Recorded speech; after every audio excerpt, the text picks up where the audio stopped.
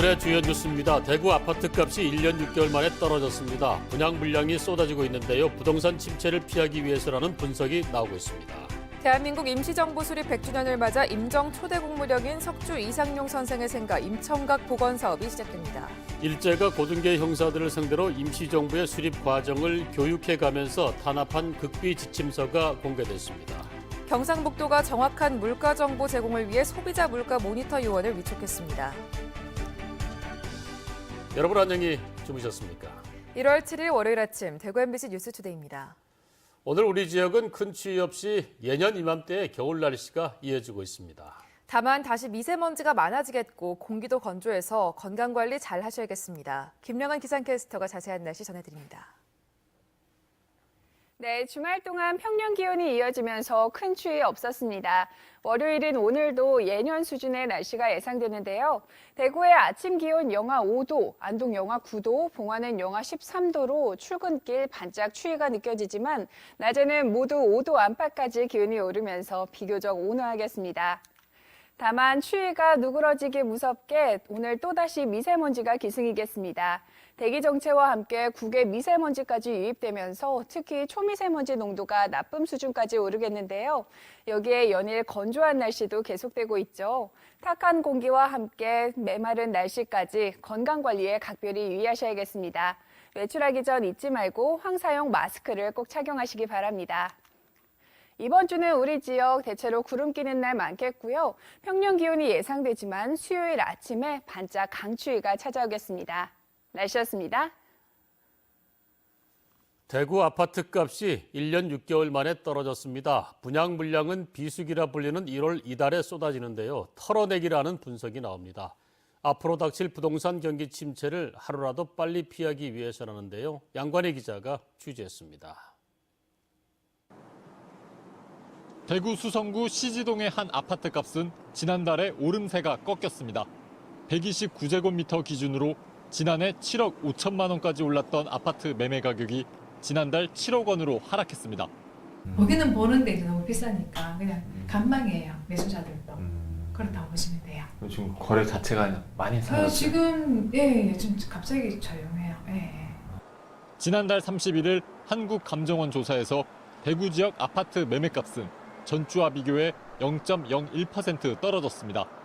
1년 6개월만 하락입니다. 수성구는 지난해 마지막 주에 0.02%만 올라 오름세가 꺾였습니다. 중부를 제외하고는 나머지 지역은 좀 특히 수성구는 좀 고점 인식이 좀 강해서 동구나 달성구나 이런 데가 마이너스가 좀 폭이 커지면서 이 같은 하락 보합세가 지속할진 지켜봐야 하지만 일단 시장 반응은 하락 쪽입니다. 그래서 건설사는 분양을 서두르고 있습니다. 위축되기 전에 팔자는 계산입니다. 분양시장 비수기인 1월에 대구에서 공급 물량이 쏟아지는 이유입니다. 이달 예상되는 대구 지역 분양 공급 물량은 6개 단지 3천 가구입니다. 최근 5년 동안 1월에 나온 분양 물량을 비교해봐도 역대 최대 규모입니다. 투기 수요가 과연 지금 시장 상황이 어려운데 신규 아파트의 청약을 얼마나 할 것인지 그게 상당히 우려성이 있다. 저는 원래 분양시장이 미분양도 있지 않을까 하는 그런 우려되는 전망도 해봅니다. 한국은행이 전문가들에게 설문조사한 결과도 올해 대구 지역 아파트 시장은 하락 또는 보합이라는 전망이 나왔습니다.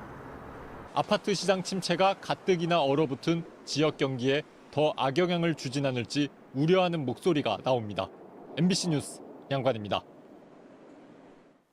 경상북도는 시군에서 활동할 소비자 물가 모니터 요원 33명을 위촉하고 지역 물가 감시 활동에 들어갔습니다.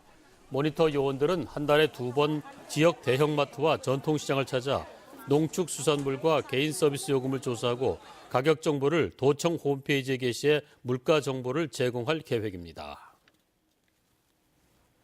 올해는 대한민국 임시정부 수립 100주년이 되는 해입니다.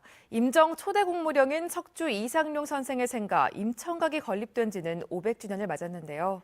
일제가 훼손한 한국 독립운동의 산실 이 임청각이 올해부터 복원 사업에 착수됩니다. 엄지원 기자가 취재했습니다.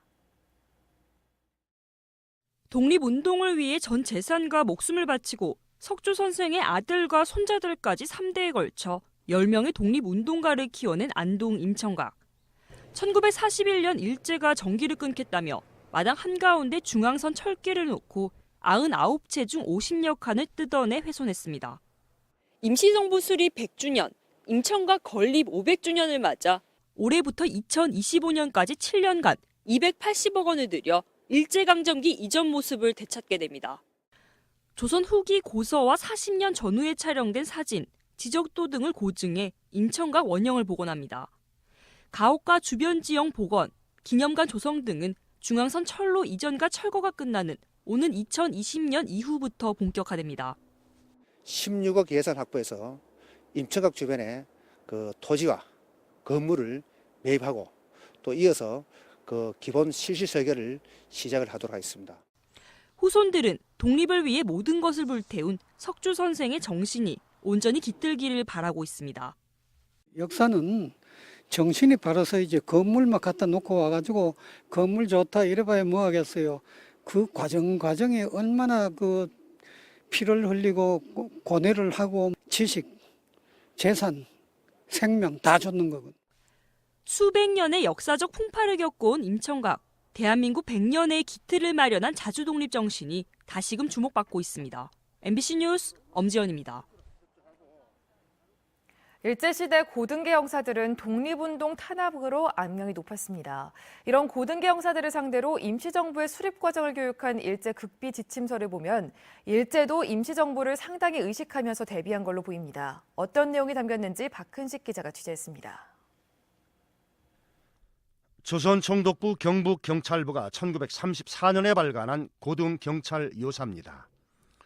당시 일선 경찰서에 비치된 일종의 극비 지침서인데 여기에는 1906년 의병활동부터 1929년 양반 유생의 분포 등 그 당시 독립운동 역사가 고스란히 담겨 있습니다. 이 책은 그 경북 경찰부에 근무하고 있는 고등경찰의 극비 지침서였습니다. 독립운동가들을 체포하고 탄압했던 이 고등경찰들을 의식화시키기 위한 교육 자료로 활용되었습니다. 말을 잘 안 듣는 조선인을 뜻하는 제외 불령 조선인 항목에는 1919년 3월 독립소요와 4월 항하이에서 대한임시정부 창설, 그리고 당시 국무총리 이승만, 내무총장 안창호 등 임시정부 각의 명단도 상세히 적고 있습니다. 특히 대한민국 원년이라는 글자가 뚜렷하게 표기된 대한민국 임시헌장 원문까지 실었습니다. 당시 고등계 형사들은 이 지침서를 통해 임시정부 수립 과정을 교육받은 뒤에 독립투사 색출에 앞장섰습니다. 1934년에도 일제는 그 임시정부를 중요하게 다루고 있었고, 특히 대한민국이라는 그 원년을 그대로 수록한 임시정부의 역사를 실었다는 것은 여전히 임시정부를 경계해야 될 항일투쟁의 중요한 부분으로 인식하고 있었다라고 볼 수 있습니다. 겉으로는 임시정부를 무시했던 조선 총독부가 내부적으로는 임정에 대해 자세히 기록한 지침서를 만든 셈인데, 이는 일제가 임정의 활동을 많이 의식하고 이에 대비했다는 점을 보여줍니다. 특히 임정의 국내 침투 등에 주목한 것으로 알려졌습니다. 일제의 탄압 자료는 한국 독립운동 자료 그 자체라고 할 수 있습니다. 일제가 통치와 탄압의 필요로 제작한 책자에서 한국 독립운동사의 귀중한 내용을 읽을 수 있습니다. MBC 뉴스 박흔식입니다.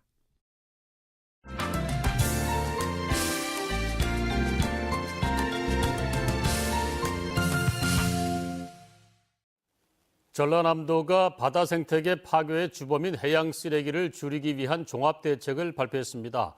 2022년까지 해양 쓰레기를 제로화하겠다는데요. 종전 대책에서 크게 달라진 게 없다는 지적이 나옵니다. 목포 MBC의 문현철 기자가 취재했습니다. 바닷물이 빠진 갯벌을 부서진 양식장 시설과 스티로폼, 통발 등이 뒤덮고 있습니다. 바닷속에도 버려진 폐어구를 비롯한 각종 해양 쓰레기들이 가득 쌓여 있습니다. 어마어마한 양이라고 볼 수 있죠. 바다에 지금 정상적으로 보면 뻘 속에 굉장한 양의 많은 양이 아마 있을 거라고 생각합니다. 전남에서 발생하는 해양 쓰레기는 26,700여 톤, 이 가운데 수거되는 것은 21,000여 톤에 불과합니다. 치우지 못한 쓰레기가 8만 7천여 톤에 달할 것으로 추정됩니다. 날로 심각해지는 해양 쓰레기 문제에 대해 전라남도가 행정부지사를 단장으로 한 전담팀을 꾸려 종합대책을 내놨습니다. 쓰레기 수매 사업을 확대하고 바다 위에 떠있거나 가라앉은 쓰레기도 집중 수거하기로 했습니다. 또 1년에 한두 번에 그쳤던 선상 집화장 수거 방식을 즉시 수거로 고치고 작은 섬도 자체 처리보다 수거할 계획입니다.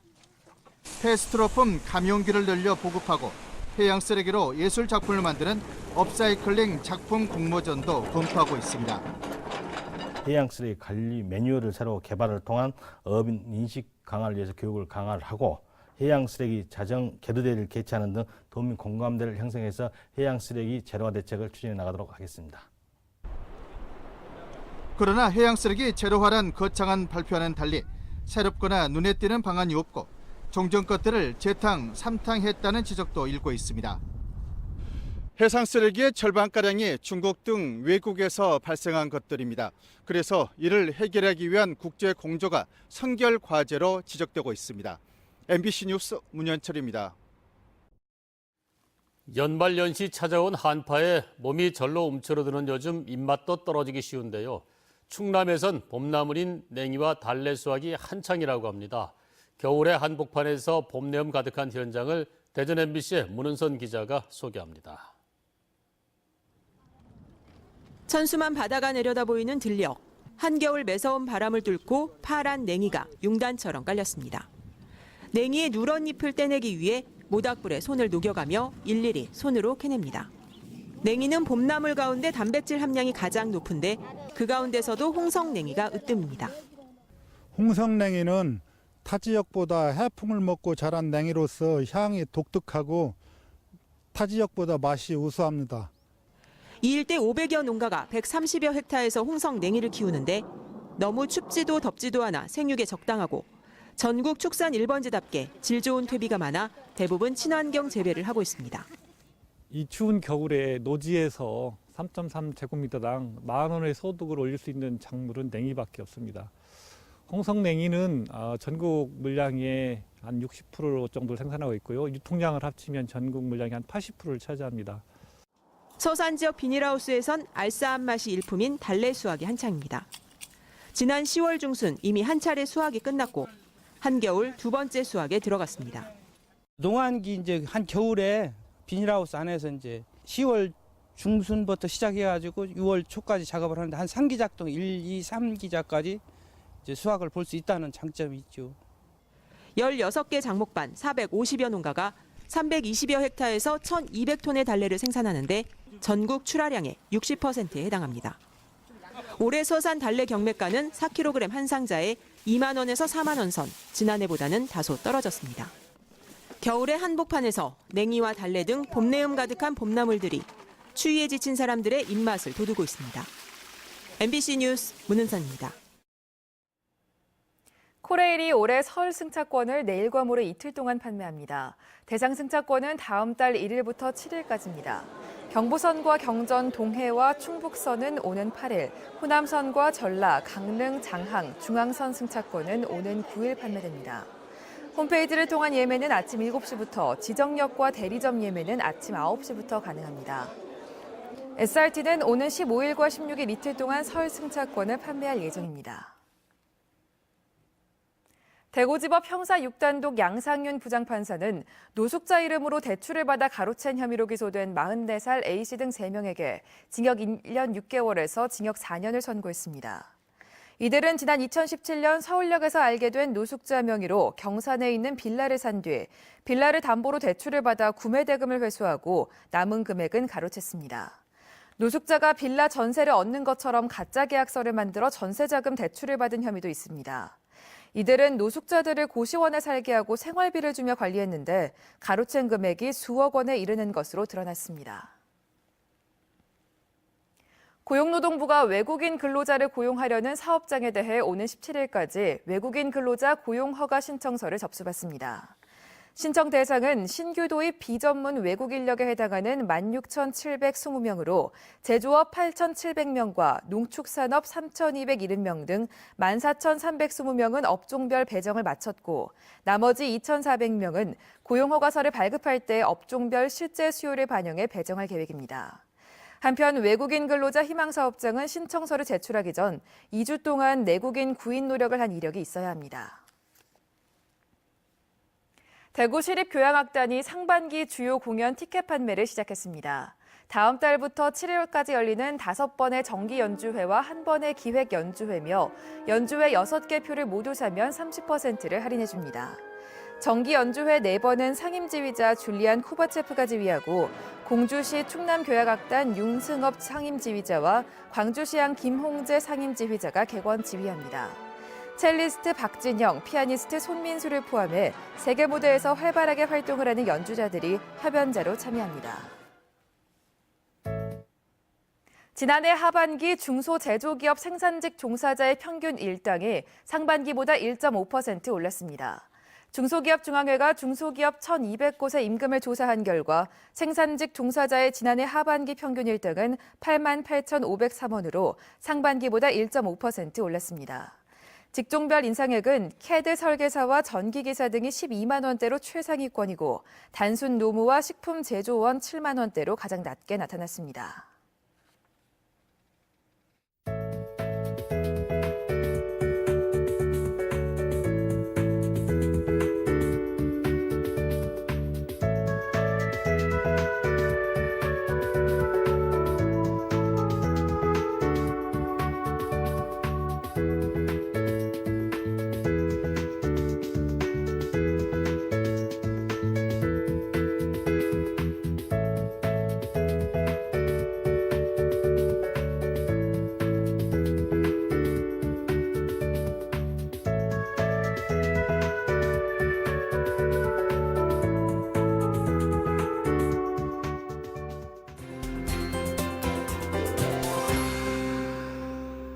주말 동안 평년 기온이 이어지면서 큰 추위 없었습니다. 월요일인 오늘도 예년 수준의 날씨가 예상되는데요. 대구의 아침 기온 영하 5도, 안동 영하 9도, 봉화는 영하 13도로 출근길 반짝 추위가 예상되지만 낮에는 모두 5도 안팎까지 기온이 오르면서 비교적 온화하겠습니다. 다만 추위가 누그러지기 무섭게 오늘 또다시 미세먼지가 기승이겠습니다. 대기 정체와 함께 국외 미세먼지까지 유입되면서 특히 초미세먼지 농도가 나쁨 수준까지 오르겠는데요. 여기에 연일 건조한 날씨도 함께 이어지고 있죠. 탁한 공기와 함께 메마른 날씨까지 건강관리에 각별히 유의하셔야겠습니다. 외출하기 전 잊지 말고 황사용 마스크를 꼭 착용하시기 바랍니다. 위성 영상 보시면 오늘은 중국에 위치한 고기압의 영향을 받아 우리 지역 대체로 맑은 하늘 드러나다 오후 늦게부터 조금씩 구름이 많아지겠습니다. 자세한 지역별 날씨입니다. 대구의 아침 기온 영하 5도, 청도 영하 10도로 출근길 쌀쌀합니다. 낮 기온은 대구와 청도 모두 6도까지 올라 예년 기온을 보이겠습니다. 문경의 시각 기온 영하 3도, 구미도 영하 3도로 출발하고요. 낮에는 문경 4도, 구미 5도 예상됩니다.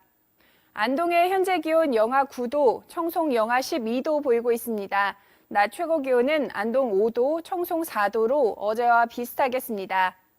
울진의 아침 기온 영하 2도, 낮 기온 7도 예상되고요. 바다의 물결은 최고 2.5m로 일겠습니다. 이번 주는 우리 지역 종종 구름 끼는 날 많겠고요. 평년 기온을 보이겠지만 수요일 아침에 반짝 강추위가 찾아오겠습니다. 날씨였습니다.